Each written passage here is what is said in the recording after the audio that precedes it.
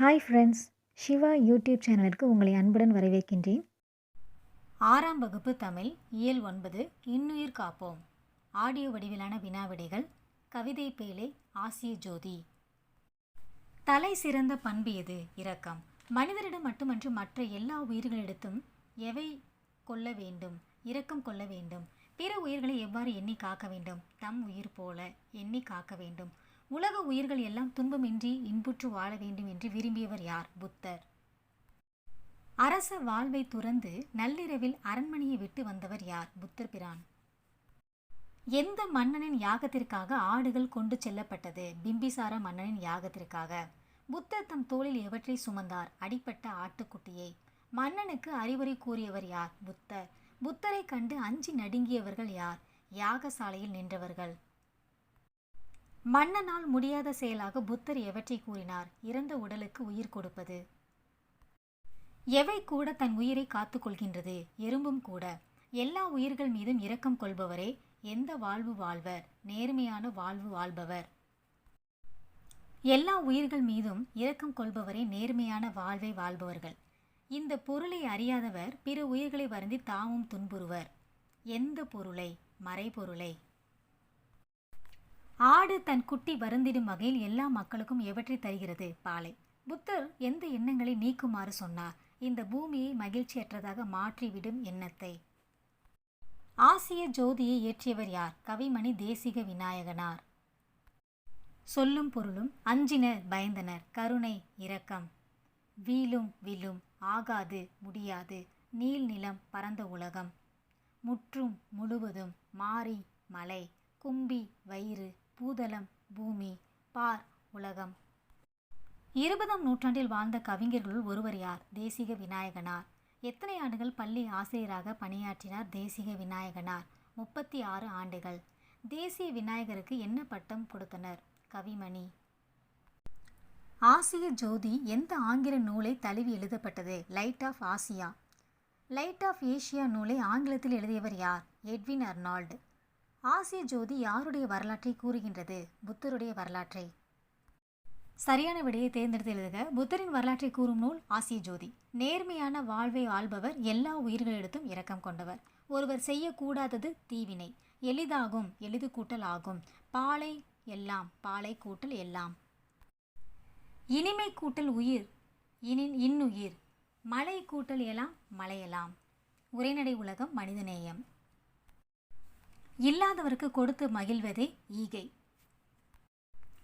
பசி என்று வந்தவருக்கு வயிறார எவை இட வேண்டும்? உணவிட வேண்டும். தீமை செய்தவருக்கும் எவற்றை செய்ய வேண்டும்? நன்மையே செய்ய வேண்டும்.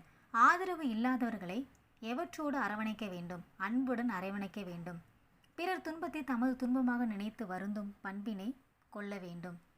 வாழ்வதற்கு எவை தேவை? அருள், பொறுமை, பரிவு, நன்றி, உணர்வு, இன்சொல் பேசுதல். மனித நேயம் எது? எல்லா உயிர்களிடமும் அன்பு செலுத்துதல் வேண்டும். யாரால் இவ்வுலகம் இயங்கிக் கொண்டிருக்கின்றது? மனித நேயத்துடன் வாழ்பவர்களால் தான் இவ்வுலகம் இயங்கிக் கொண்டிருக்கின்றது. தமக்கென முயலா நோன்றால் பிறர்க்கென முயலுனர் உண்மையானே என்னும் மனித நேய வரிகள் எந்த நூலில் இருந்து பெறப்பட்டது? புறநானூறு. வாடிய பயிரை கண்டபோதெல்லாம் வாடினே என்றவர் யார்? வள்ளலார். வள்ளலார் மக்களின் பசி பிணியை நீக்க எதை தொடங்கினார்? சத்திய தர்மசாலையை. சத்திய தர்மசாலையை வள்ளலார் எங்கு தொடங்கினார்? வடலூரில். வாழ்க்கை என்பது நீ சாகும் வரை அல்ல, மற்றவர் மனதில் நீ வாழும் வரை என்றவர் யார்? அன்னை தெரசா. மக்களுக்கு செய்யும் பணியை இறைவனுக்கு செய்யும் பணி என்று வாழ்ந்தவர் யார்? அன்னை தெரசா. அமைதிக்கான நோபல் பரிசு பெற்றவர் அன்னை தெரசா. அன்னை தெரசாவிற்கு அடுத்து அமைதிக்கான நோபல் பரிசு பெற்ற இந்தியர் யார்? கைலாஷ் சத்யார்த்தி. குழந்தைகளை பாதுகாப்போம் என்னும் இயக்கத்தை தொடங்கியவர் யார்? கைலாஷ் சத்யார்த்தி. பள்ளி செல்லாத குழந்தைகள் மேல் பரிவு கொண்டு குழந்தைகளுக்காக எந்த இயக்கத்தை தொடங்கினார்? குழந்தைகளை பாதுகாப்போம் என்ற இயக்கத்தை. குழந்தைகளை பாதுகாப்போம் இயக்கத்தின் மூலம் எவற்றை ஒழிக்க பாடுபட்டு வருகிறார்? கைலாஷ். குழந்தை தொழிலாளர் முறையை. கடந்த 30 ஆண்டுகளில் எத்தனை குழந்தை தொழிலாளர்களை மீட்டுள்ளார்? 86,000. உலக குழந்தைகள் கல்வி உரிமைக்காக எத்தனை நாடுகளில் 80,000 கிலோமீட்டர் தூரம் நடைபயணம் சென்றார்? 103 நாடுகள். குழந்தைகளின் கல்வி மற்றும் உரிமைக்காக நாடு கடந்து பரப்புரை ஆற்றி வருபவர் யார்? கைலாஷ் சத்யார்த்தி. குழந்தைகளை தொழிலாளர்களாக மாற்றுவது மனித தன்மைக்கு எதிரான குற்றம். உலகத்தை குழந்தைகளின் கண் கொண்டு பாருங்கள், உலகம் அழகானது என்று கூறியவர் யார்? கைலாஷ் சத்யார்த்தி. சரியான விடையை தேர்ந்தெடுத்து எழுதுக. எல்லா உயிர்களிடத்தும் அன்பு செலுத்துதல் மனிதநேயம். தம் பொருளை கவர்ந்துவிடவும் அன்பு காட்டியவர் வள்ளலார். அன்னை தெரசாவிற்கு அமைதிக்கான நோபல் பரிசு கிடைத்தது. கைலாஷ் சத்யார்த்தி தொடங்கிய இயக்கம் குழந்தைகளை பாதுகாப்போம். பொறுத்துக.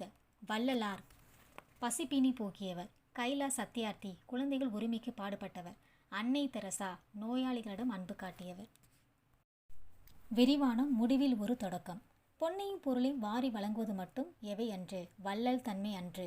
இறப்பிற்கு பின் மண்ணுக்கு செல்லும் உடல் உறுப்புகளை பிறர் வாழ வழங்குவதும் டேஷ் வள்ளல் தன்மையே. மனித நேயத்தின் மகத்தான சாதனையாக தம் மகனின் துடிக்கும் இதயத்தை தானமாக தந்த இக்கால வள்ளல்கள்தாம் எந்த மருத்துவ தம்பதியினர்? அசோகன், புஷ்பாஞ்சலி. இதயம் தந்தவரின் பெயர் என்ன? இதேந்திரன். கற்கண்டு அணி இலக்கணம். கவிஞர்கள் இயற்றிய பாடலுக்கு அழகு சேர்ப்பது அணி இலக்கணம். அணி என்பதன் பொருள் அழகு. அணியை எதனோடு ஒப்பிட்டு கூறுவர்? மருந்தை தேனில் கலந்து கொடுப்பது போல் கருத்துக்களை சுவைப்பட கூறுவது. எதிலும் அழகை காண விரும்புவது யாருடைய இயல்பு? மனிதர்களின் இயல்பு. நாம் நம்மை அணிகலன்களால் எவ்வாறு அழகுபடுத்திக் கொள்கின்றோம்? அதேபோல் கவிஞர்கள் தங்கள் கற்பனை திறத்தாலும் புலமையாலும் தாங்கள் இயற்றும் பாடல்களில் அழகை சேர்க்கின்றனர். ஒரு பொருளின் இயல்பை உள்ளது உள்ளபடியே அழகுடன் கூறுவது இயல்பு நவிர்ச்சணி. இயல்பு நவிர்ச்சணியின் மற்றொரு பெயர் தன்மை நவிர்ச்சணி. இயல்பு நவிர்ச்சணிக்கு எடுத்துக்காட்டு: தோட்டத்தில் மேயுது வெள்ளை பசு, அங்கே துள்ளி குதிக்குது கன்றுக்குட்டி. அம்மா என்குது வெள்ளை பசு, உடன் அண்டையில் ஓடுது கன்றுக்குட்டி. நாவால் நக்குது வெள்ளை பசு, பாலை நன்றாய் குடிக்குது கன்றுக்குட்டி. இப்பாடலில் கவிஞர் பசுவும் கன்றும் ஒன்றுடன் ஒன்று கொஞ்சி விளையாடுவதை இயல்பாக எடுத்து கூறியுள்ளார். எனவே இது இயல்பு நவிர்ச்சி அணி ஆகும். ஒரு பொருளின் இயல்பை மிகைப்படுத்தி அழகுடன் கூறுவது உயர்வு நவிர்ச்சி அணி.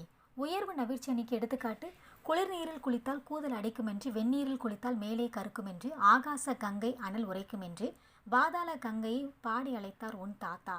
இந்த பாடலில் கவிஞர் ஒரு தாய் தாலாட்டு பாடுவதை கூறுகின்றார். ஒரு பொருளின் இயல்பை மிகைப்படுத்தி அழகுடன் கூறுவதால் இது உயர்வு நவிர்ச்சி அணியாகும். பின்வரும் பாடலை படித்து இதில் அமைந்துள்ள அணியை குறிப்பிடுக.